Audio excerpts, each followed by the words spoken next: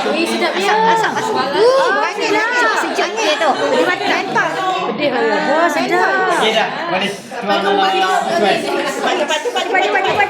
Pakai bumbu ni boleh tuan lah. Kita dah takut dia keras dalam tu. Saya nak pakai patutnya nak kering. Panas tak? Dapat ini sikit kak. Ambil letak atas ni. Sedap je bau. Dia pisang ni untuk apa ya? Nanti Letak kan tak atas buat ni. benda. Tak apa. Janganlah potong-potong. Letak je atas. Letak je atas ni. Macam tu je. Oh, tak tumpah kak. Ada lagi bawah. Okey. Nanti tak ada cuni panas ni. Kakak. Kakak tak nak ke? Mana?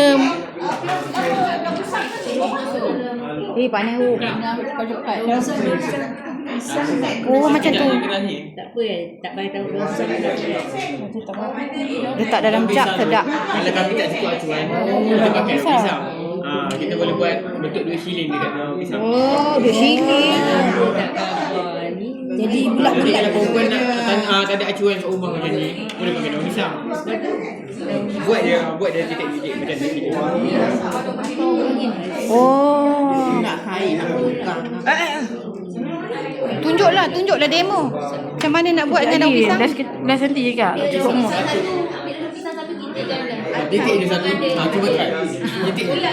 Titik dia macam tu. Dah. Buat bulat macam tu. Ada dia keras dah. Macam ni, macam bedak sejuk. Oh, macam tu ya? Segar hidung. Sedap ya.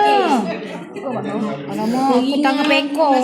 Zaman kecil-kecil dulu tapi pakai kawal lah. Dia orang buat gelaman dodol tu kan. Teruknya aku punya skill.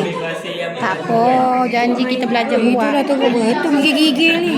Lagipun dia dah cepat Gambar sikit kak. Kak gambar sikit kak. Gambar tak kamu angle kat sini tak lawa lah kena sana. Panas sikit kak. Awak tengah ambil video macam nak makan dia sekarang.